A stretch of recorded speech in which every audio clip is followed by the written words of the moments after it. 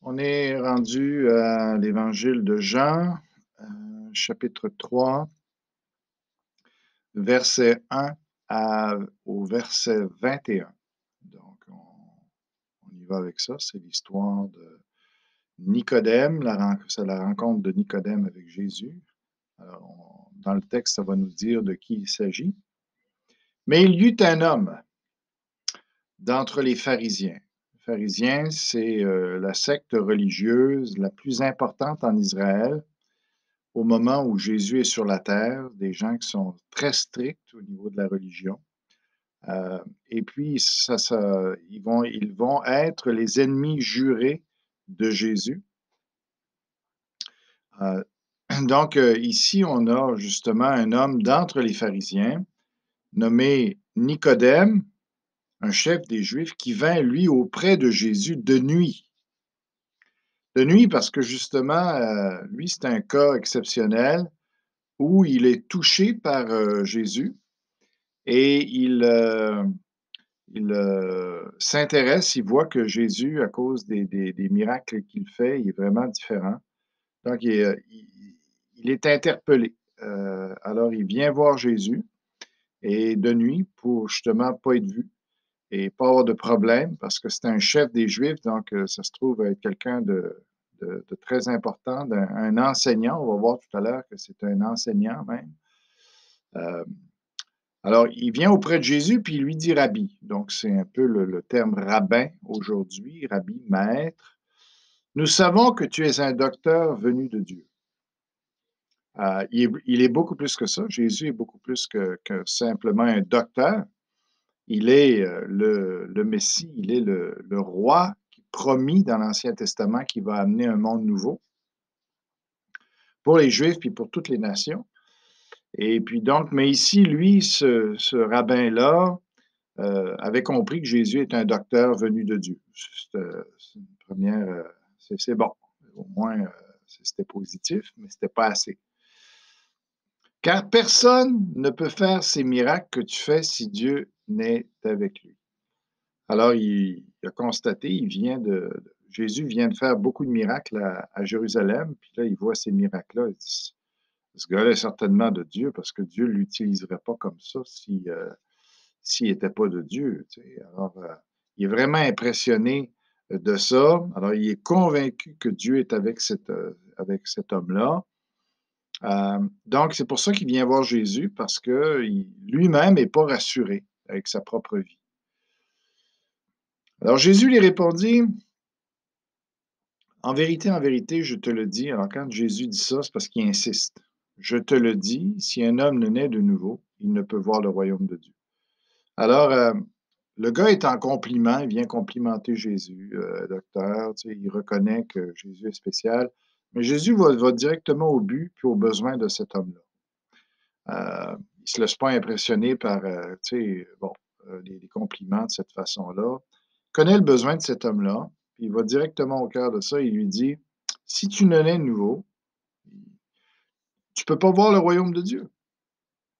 Alors là, cet homme-là, qui est un docteur lui-même en Israël, un chef des Juifs, est surpris parce qu'il n'a pas l'habitude que quelqu'un parle comme ça, de naître de nouveau.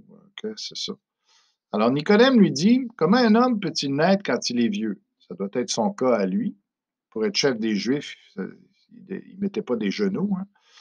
Peut-il rentrer dans le sein de sa mère et naître à nouveau? Alors, évidemment, Jésus n'était pas en train de parler d'une nouvelle naissance physique, comme on la connaît. Alors, Jésus lui répondit, en vérité, ça c'est au verset 5, je te le dis, si un homme ne naît d'eau et d'esprit, il ne peut entrer dans le royaume de Dieu. Alors, si quelqu'un ne s'engage pas par les eaux du baptême, moi c'est ce que je pense que ça veut dire, pour suivre Jésus-Christ et qu'il ne naisse aussi de l'Esprit de Dieu, qu'il reçoive l'Esprit de Dieu, donc il faut s'engager envers Jésus-Christ dans le baptême. Mais ce n'est pas suffisant. Le baptême en soi, ce serait juste un lavement par de l'eau, si c'était juste ça. Il faut les deux. Il faut l'engagement qu'on prend par le baptême envers Jésus, puis il faut le Saint-Esprit après, parce que c'est vraiment le Saint-Esprit qui donne la nouvelle naissance. Alors, le Saint-Esprit vient en nous, puis met la personnalité de Jésus-Christ en nous, puis il y a vraiment une nouvelle vie qui a commencé. Quelqu'un qui laisse entrer le Saint-Esprit dans sa vie ne sera jamais plus le même. Il ne peut plus revenir en arrière. Il va être vraiment quelqu'un de nouveau, puis il va continuer à grandir, à connaître de mieux en mieux Dieu, ressembler de plus en plus à Jésus. Alors, il faut absolument naître d'eau et d'esprit, naître de nouveau, si on veut entrer dans le royaume de Dieu, parce qu'autrement, le royaume de Dieu, ce serait exactement comme ici-bas, où il y a de l'orgueil, de la jalousie, de la méchanceté, de la traîtrise, etc. On le connaît par cœur, notre monde. Mais Dieu veut faire un nouveau monde, justement. Alors, pour ça, ben, ça prend des gens nouvelles ou des gens nouveaux, des personnes nouvelles. Alors, c'est pour ça que Jésus dit, mais, tu sais, alors, puis Jésus va dire, ce qui est né de la chair est chair, ça veut dire celui qui est né humain, il est humain. Ce qui est né de l'esprit est esprit, parce que c'est vraiment spirituel, c'est en dedans de nous. On ne peut pas voir cette nouvelle naissance-là, mais elle est aussi réelle que l'autre. Puis ça prend place à un moment donné, comme on peut donner notre date de naissance la première fois, ben, il y a une date de naissance pour la deuxième fois. Ne t'étonne pas que je t'ai dit, il faut que vous naissiez de nouveau. C'était vraiment ce vocabulaire-là que Jésus employait. Il n'y avait personne qui parlait comme ça là, en Israël. Alors, gars, on peut sentir que, qu'est-ce que tu dis là, toi? Alors, puis Jésus dit, il faut que vous naissiez de nouveau. Personne ne peut entrer dans le royaume de Dieu s'il n'est pas né de nouveau. Puis là, il va donner une illustration de la vie de tous les jours. Il dit, le vent souffle où il veut. Hein? Bon, on ne le contrôle pas, et tu en entends le bruit, mais tu ne sais d'où il vient ni où il va. On entend le souffle, mais va-tu à gauche, va-tu à droite après ça? On ne sait pas. Jésus dit, il en est ainsi de tout homme qui est né de l'Esprit. On ne sait pas comment ça se passe, on ne sait pas comment le Saint-Esprit, par où il rentre, mais ce qu'on voit, par exemple, c'est que la vie de la personne va être changée. C'est ça qu'on voit, les fruits, on voit le changement, mais comment la nouvelle naissance prend place en nous, ça, on ne le sait pas. Sinon que c'est par la foi. Alors Nicodème lui dit, comment cela peut-il se faire? Jésus lui a répondu, tu es le docteur d'Israël, c'était vraiment quelqu'un d'important ici, puis qui savait beaucoup de choses sur l'Ancien Testament. Et tu ne sais pas ces choses, parce que dans l'Ancien Testament, il y en avait été question. Ézéchiel en a parlé, Jérémie en a parlé. En vérité, je te le dis, nous disons ce que nous savons et nous rendons témoignage de ce que nous avons vu. Il parle ici, Jésus parle au nous, parce qu'il parle de son Père qui rend témoignage de lui. Et vous ne recevez pas notre témoignage. Alors même lui, ce Nicodème-là, qui avait l'air intéressé, même lui, il ne reçoit pas vraiment le témoignage de Jésus. Alors il dit, après, il dit, si vous ne croyez pas quand je vous ai parlé des choses terrestres, comment croirez-vous quand je vous parlerai des choses célestes? Tu sais, Jésus dit, c'est rien ce que je vous dis là, c'est des choses de ce monde que je vous parle là. Vous êtes en mesure de comprendre ça. Mais quand je vais vous parler, par exemple, de l'éternité, aïe, aïe, il dit, vous allez voir que c'est autre chose, l'éternité, que ce que vous vivez là.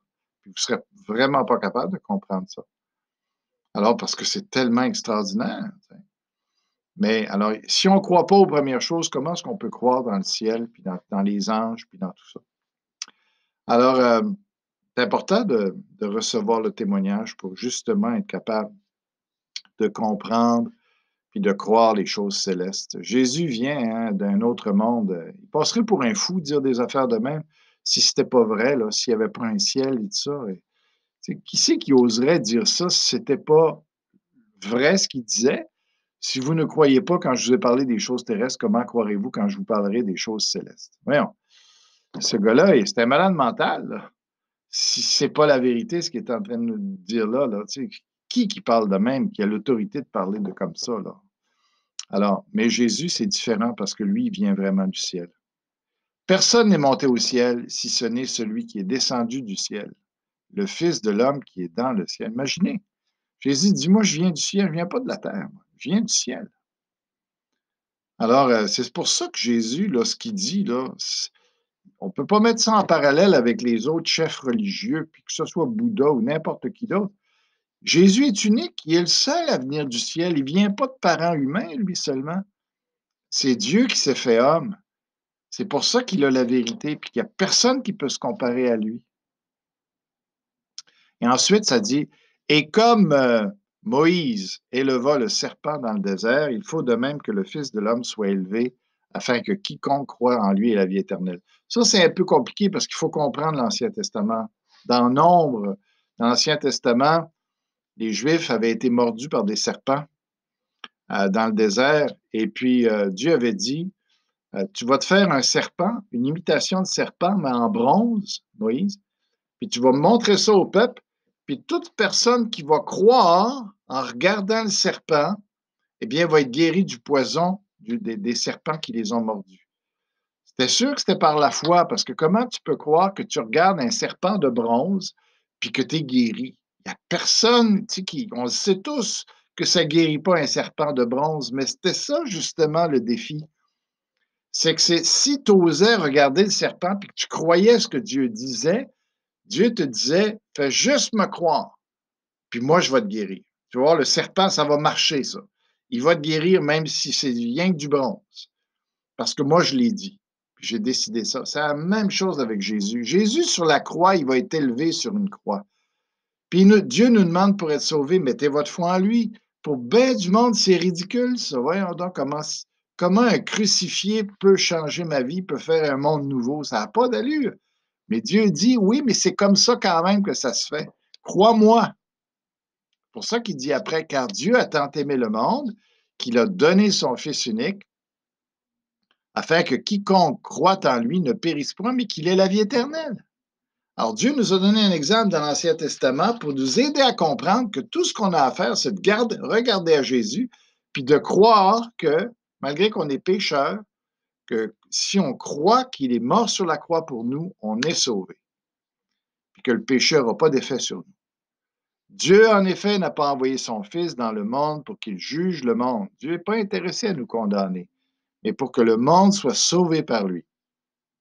Celui qui croit en lui n'est point jugé, il ne sera pas de condamnation. Mais celui qui ne croit pas est déjà jugé. Parce que c'est tes péchés qui te condamnent, ce n'est pas Christ qui te condamne. Fait que si tu restes dans l'état que tu es, tu vas être condamné. Parce que tes péchés t'accusent. Mais pour en sortir, il faut absolument mettre notre foi en Jésus-Christ et lui nous délivre. Mais si tu ne crois pas en lui, c'est pas le fait de croire en lui ou de ne pas croire en lui même qui nous condamne, c'est le fait qu'on est des pécheurs. Il est la solution. Alors, mais ce sont tes péchés premièrement qui te condamnent. Alors, il dit, mais celui qui ne croit pas est déjà jugé parce qu'il n'a pas cru au nom du Fils unique de Dieu. Autrement dit, tu restes dans l'état que tu as toujours été, puis tu vas te perdre avec ça.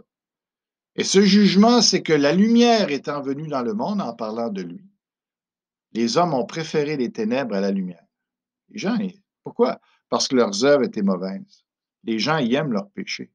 C'est pas pour ça, c'est pas à cause de la théorie de l'évolution ou les extraterrestres ou parce que les églises demandent de l'argent ou qu'il y a eu des scandales dans le passé. C'est pas pour ça que les gens ne croient pas.